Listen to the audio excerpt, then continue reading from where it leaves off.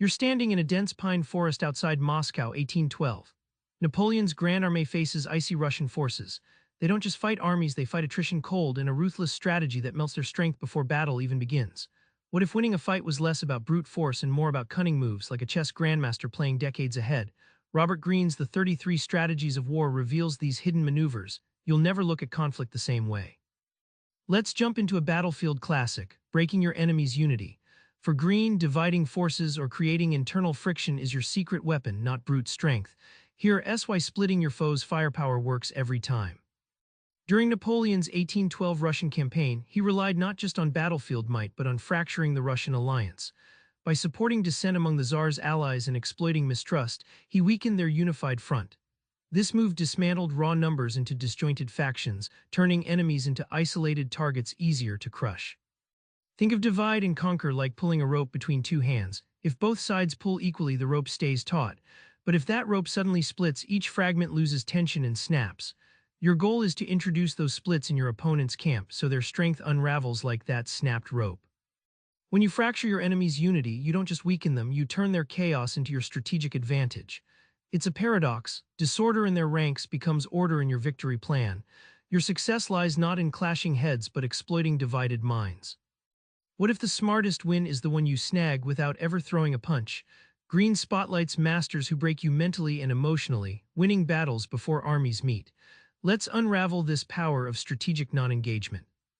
Sun Tzu famously said, "The supreme art of war is to subdue the enemy without fighting." Napoleon used this, maneuvering so deftly that enemies surrendered territory without actual combat. When you command the field of perception and expectation, your opponent often folds before your soldiers even march. Picture a surfer who waits for the perfect wave, not the one that hits them. Non-engagement is about dodging storms, sidestepping confrontation until conditions favor you perfectly. Instead of charging into chaos, you thread a path around it, preserving your strength for decisive moments.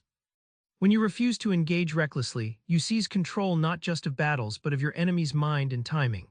This delays their plans and forces mistakes. Winning here means forcing your opponent into exhaustion or surrender while you've been resting and watching. Here's that moment when subtlety meets ruthlessness. Attack not the bulk, but the tiny vital spot that holds everything together. Greene calls it targeting the enemy's center of gravity, a move as surgical as it is devastating. During World War II, General Erwin Rommel's campaigns in North Africa exemplified this strategy. Instead of attacking massive Allied forces head-on, Rommel repeatedly targeted supply routes and fuel reserves, the logistical heart of their armies. Without supplies, the Allied war machine sputtered, collapsing far before reaching Rommel's tanks. Think of center of gravity like the knot holding a net together. Pull it loose, and the whole net unravels. Every system, force, or organization has that knot, the one weak point whose disruption triggers a collapse far greater than any direct clash might achieve. The genius of targeting the center of gravity is it lets you dismantle an opponent quietly but thoroughly. It's a reminder, brute force rarely wins. Smart hits in the right place are the difference between chaos and conquest. Back in that Moscow forest, the harsh Russian winter was a silent weapon just like Rommel's supply lines, killing Napoleon's army without a proper battle. Greene's strategies teach you to think like that winter, indirect, inevitable, and deadly.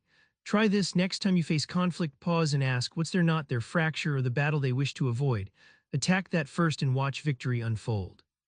Subscribe for more book summaries like this one.